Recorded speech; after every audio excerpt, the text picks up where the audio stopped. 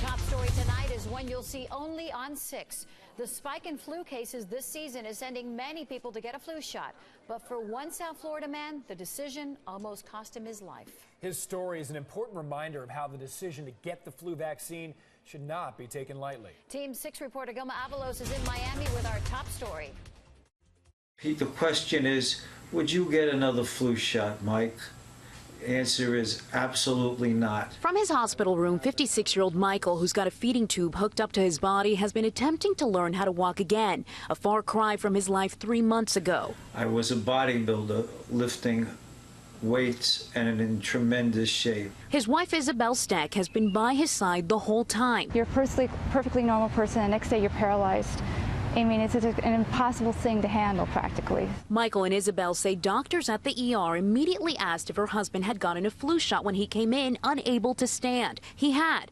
They diagnosed him with Guillain-Barre syndrome. It's a very rare disorder in which your own immune system damages your nerve cells, causing muscle weakness, paralysis, and tends to affect those older than 50, according to the Centers for Disease Control.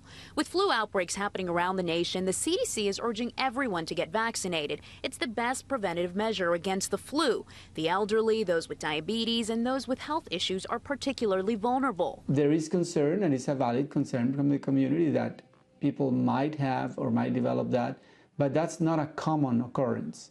It's in very rare cases, people may develop Guillain-Barre. But experts say this is extremely rare. We don't know of cases of Guillain-Barre associated with the vaccine, though. It's more associated with the disease than with the vaccine. In fact, 2/3 of the people who do get it in the days or weeks after being ill with diarrhea or another respiratory illness. This influenza season seems to be an active one, and the best way to prevent it is by receiving the vaccine every year. Still, a family who's been through a serious health scare, Isabel and Michael, just want to share their story so people can be aware and prepared before they get the shot.